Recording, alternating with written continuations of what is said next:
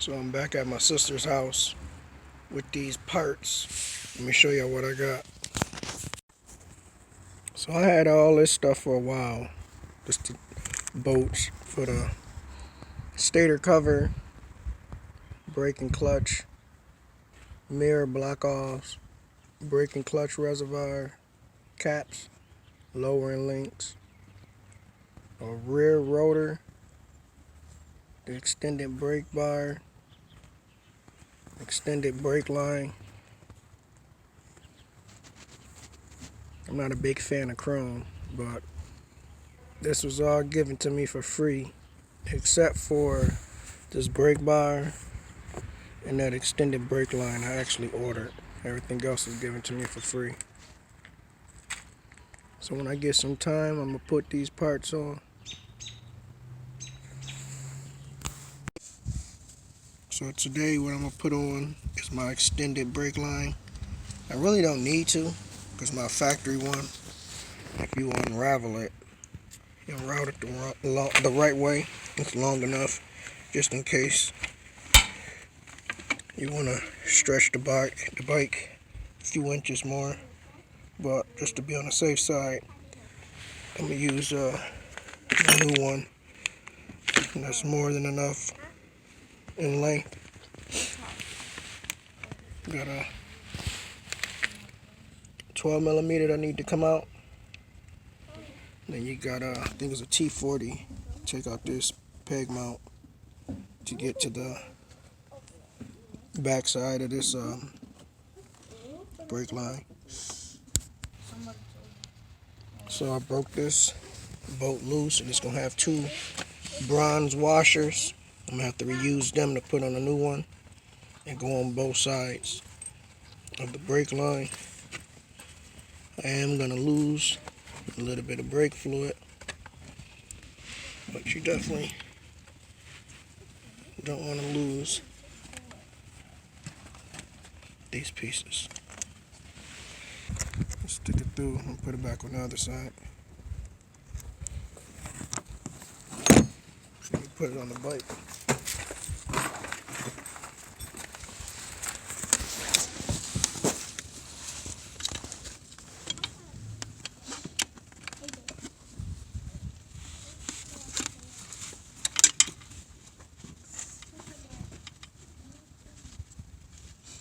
Make sure you don't cross thread it, or you'll be looking for a new caliper.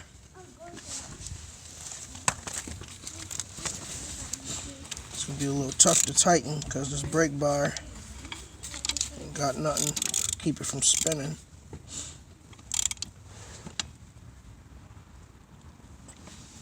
And I gotta pull these 3 bolts out to get that bracket off.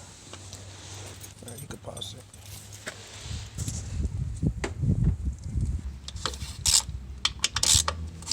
Take these 3 bolts out.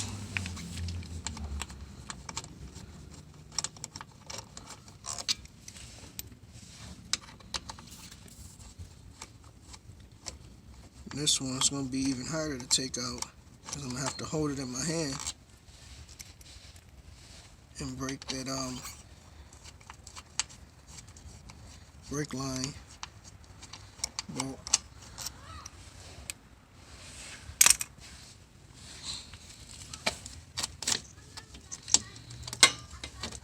Rotate it a little bit. That's all I'm doing.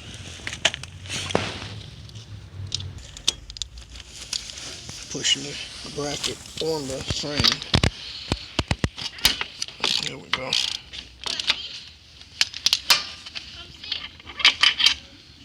Got my brake line up the way it's gonna go. You want to go like a little bit.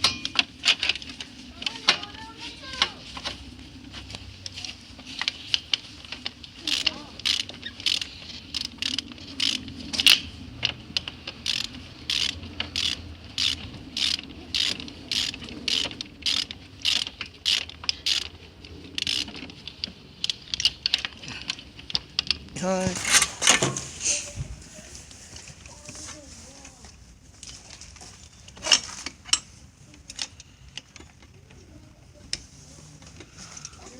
Of course, it's not gonna go on easy.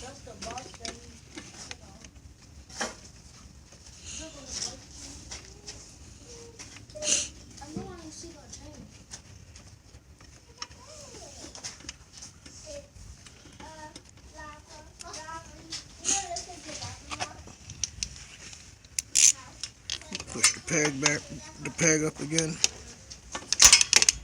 Push it on the frame. It's kind of tough. You don't want to break these wires and shit. Then you gotta make sure everything tight.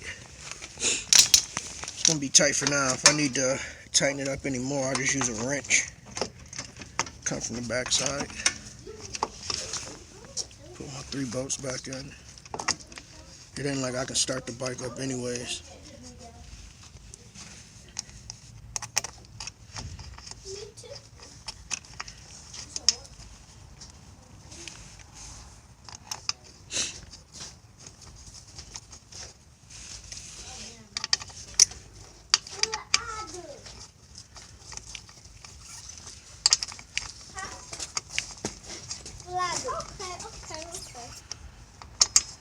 That's how I want to be. Hey, tell me, what do I do?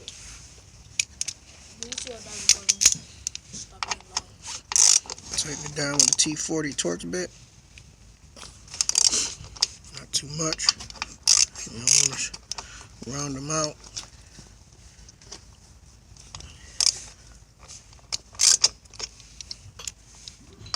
You don't want to bust through the aluminum.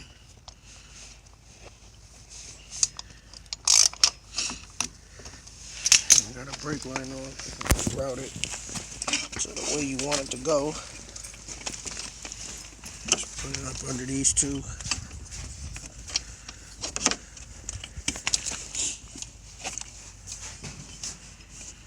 Got more than enough line. Just let that slack come out. It's fucking piping away.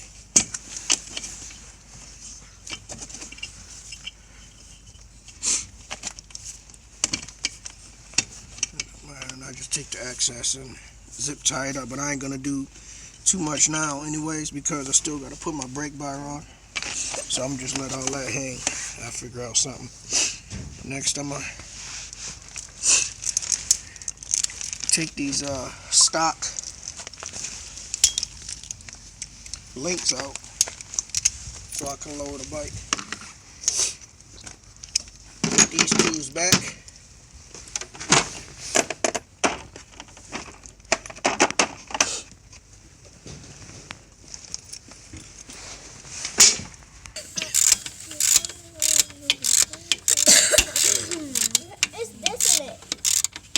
See if that nut came out. No? No.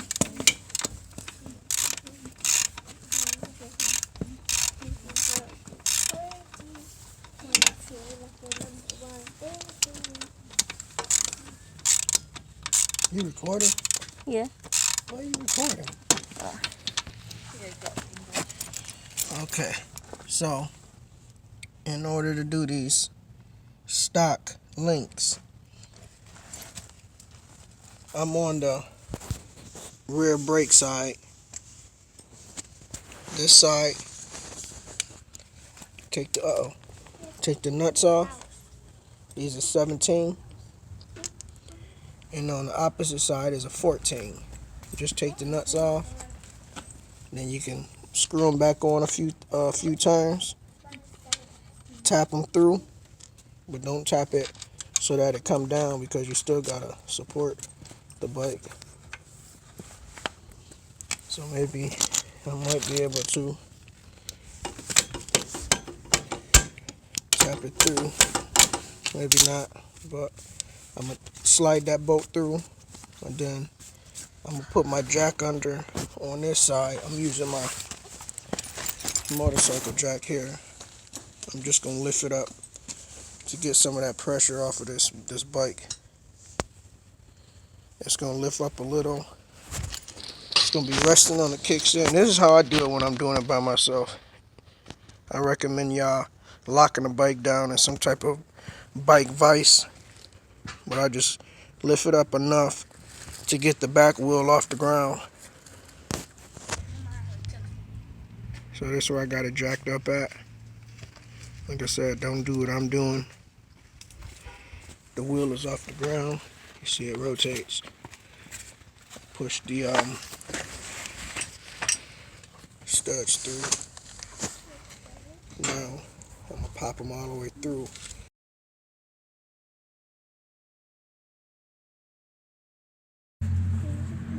So I got both lowering links out, well, the stock links, and I'm gonna put the new ones in.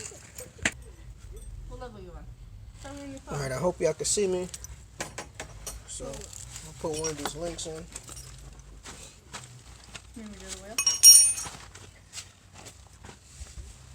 Putting the top on with the one hole at the top.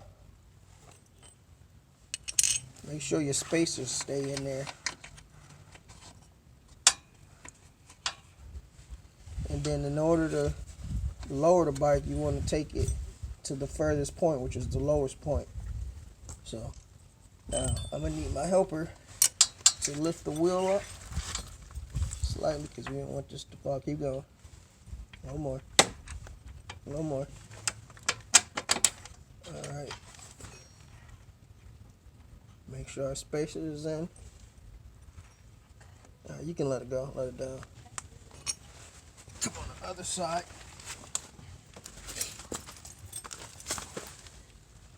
It's gonna be tough on this side because we got all this shit in my way.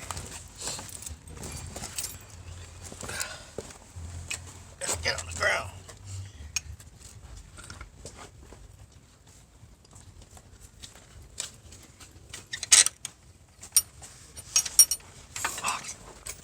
Lift it up.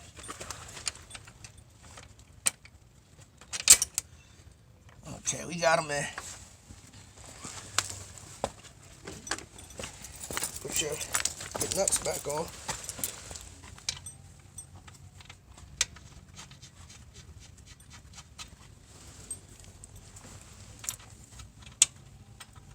I'm short, so I took mine to the lowest. Not only that, come on now. Not only that, I got a adjustable kickstand. I can't get this one on. There we go. I got an adjustable kickstand, so I'm not gonna have to cut it. With this bump. I'm gonna tighten it up. I'm gonna tighten it up while it's in the air. I'm not gonna tighten it all the way, but just to so it don't put so much pressure on it. Okay, so I got my lowering links on. Got it at the lowest setting.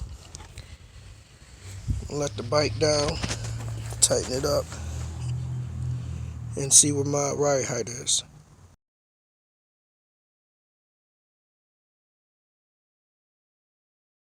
Alright, this is the new ride height. It's still a little high because I'm short as fuck. I got this thick ass seat. I'm gonna have to get this seat cut.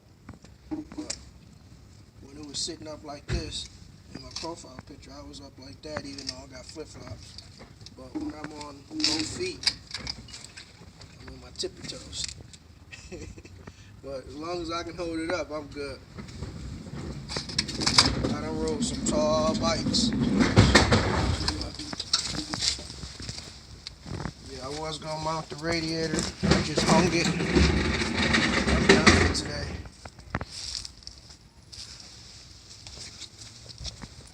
You see that? This is the gap between the wheel and the license plate bracket. I'm probably gonna even use that bracket. I'm probably gonna use the swing iron mounts. Alright, make sure y'all comment, like, and subscribe for more. I'm about to push this heavy bitch back in the garage.